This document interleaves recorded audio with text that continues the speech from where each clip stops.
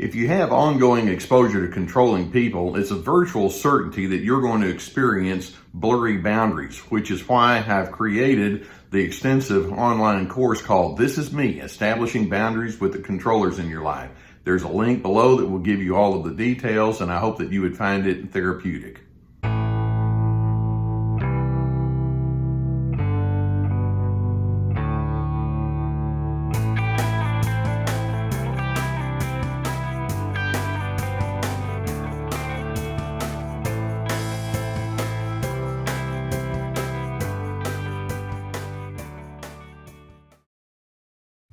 I want to talk with you today about narcissists who operate with what we refer to as the God complex. Now, I'm sure you've heard that term, and as soon as I say it, it's like, oh, that can just conjure up all sorts of images of that individual who holds themselves in such a high and lofty way over other individuals. Now, often we can think of somebody with a God complex inside of religious circles, but these individuals can be inside of businesses or in social realms, inside your family, in organizations. These are the people who think of themselves as being the gold standard.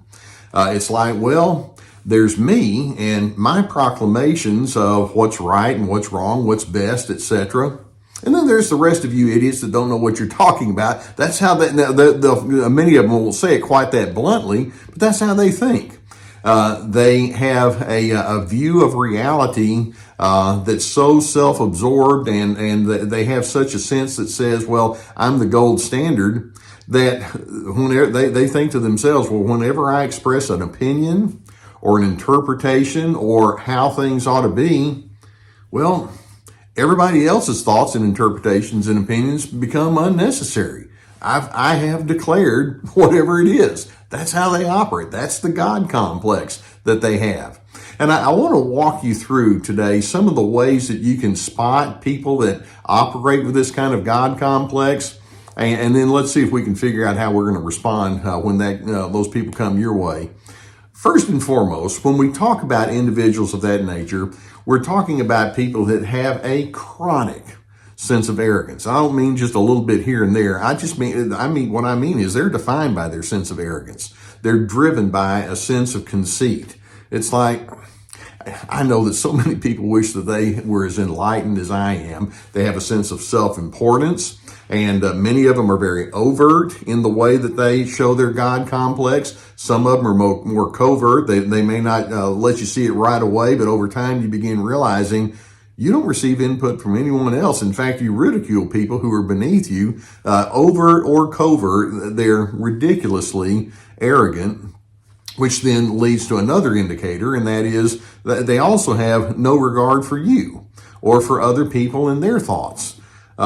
In their psychological math, if you will, since they have such a high self-regard, that automatically means that you have no regard, zero empathy, zero willingness to receive diversity, zero willingness to deal with complexities that people bring. It's like, no, I've got my grid, and since I'm the gold standard, everything has to stay inside my grid, and if you're not in it, then that means you lose. In addition, they actually will feel as if they're doing you a favor by setting you straight. These people with the God complex are not at all bashful about letting you know what you're supposed to do and what you should do. They operate with what I refer to as imperative thinking. You must, you'd better, you have to. And they speak in terms of proclamations as opposed to saying, well, there's this way of looking at things, but I know you may have some things. Let's talk about that. That kind of thinking doesn't even enter their minds. It's like, I don't need to listen to you. It's kind of like, look, I'm going to tell you, I'm the teacher, I'm the professor, I'm the commander in chief here. And once we've done that, then you're a better person by having had me setting you straight. Now, that being the case, you can see that people with this God complex tend to be bossy to the max. And if you try to call them out on it and say, you sure are being bossy to the max, they may just say something like, yeah, that's kind of the way I roll. You call it bossy. I call it, helping you out. And they'll say, I'm just trying to help you. And they may actually try to surround or wrap themselves in a description of being kind and friendly and tuned in, when in fact, no, I'm just trying to gather disciples around me who are going to do my bidding and just let me know how brilliant I am. These individuals, another indicator is they'll argue and argue and argue, and then they'll defend, and they'll do so to an exaggerated degree. To these people, being right is so important that if somebody comes along and says, well, I don't agree with your version of correctness, it's like, well, then I need to explain to you why you're wrong and I'm right, and you can't get through to them. And they convince, they persuade, they're very forceful in the way that they communicate their thoughts. And then in addition, ultimately, even though some of them may try to give this altruistic, I care about you mindset, they're cold.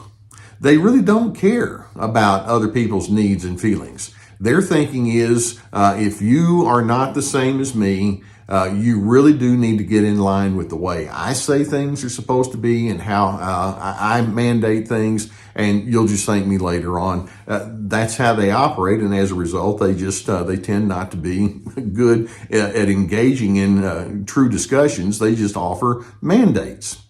Now, when you begin looking at what's going on beneath the surface with these individuals, one of the first things that at least a guy like me, when I'm watching it is why do you have to be so right? Why do you have to be so correct?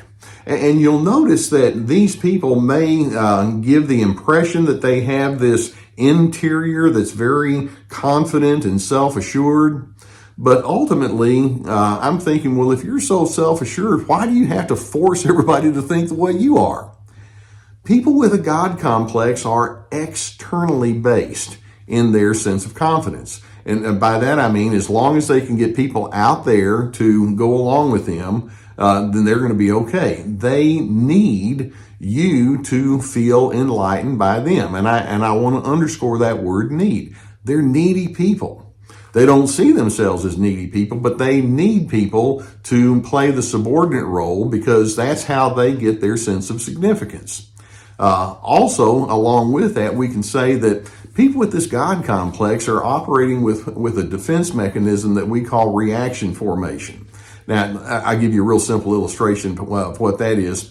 Let's suppose that you have a person that grew up dirt poor, and so they decide, I'm going to make a lot of money, and money becomes their driving force. That's a reaction formation. I used to be this way, I'm going to go all the way to the other extreme.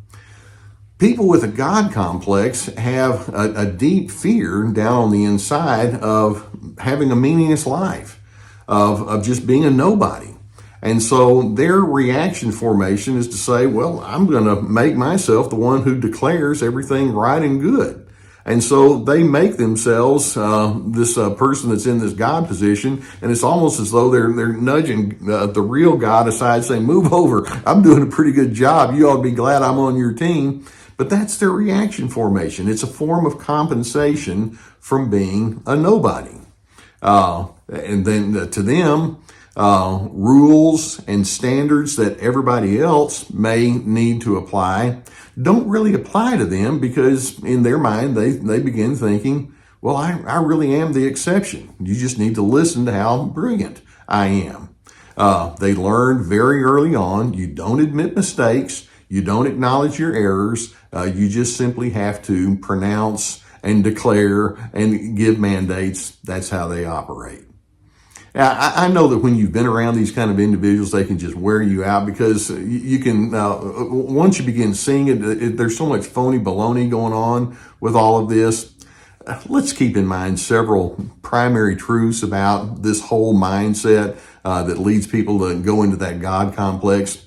These people are not infallible. They want you to think that their words are infallible. They're not. And if they try to come across as saying, I'm doing this for your own good, they're not grounded in goodness either. They're grounded in egotism, and that's an entirely different driving force. They have a very poor grasp of reality. They can't come to terms with diversity. They can't appreciate the fact that different people have different makeups and cultural backgrounds and psychological ingredients that are on the inside that make them different from them. They don't understand reality well. They just think, well, once I've declared it, that means it is reality. They're deluded in their thinking. And another thing that we need to recognize is, I just mentioned it, they don't consider empathy as something that's necessary. They may say something like, I'm so sorry that you're suffering. And then the rest of it is, therefore you need me to tell you what to do. They're really incapable of developing tenderness. They might try to think of themselves as being that way, but they really aren't. And then when you try to have boundaries and say, well, I don't think the same as you, or I'm going to go with this preference, or this is something that's more important to me, they don't respect your boundaries. It's like boundaries meaning that you get to define for yourself who you're going to be. They keep coming back to the notion that says, no, I need to be the one that defines everything. Didn't you get that memo? And so that being the case, you can't really expect people with this God complex to relate with you as one human being to another. They're not going to take responsibility for whatever problems they may have been involved in. If they are involved in problems, inevitably it's because they were involved with unenlightened people. But here's the good news. When you encounter people like this who have this really inflated view of who they are, you're not required to bow down to that individual. Seriously, they really want you to just lay down your good thoughts and your interpretations and who you are. You don't have to do that.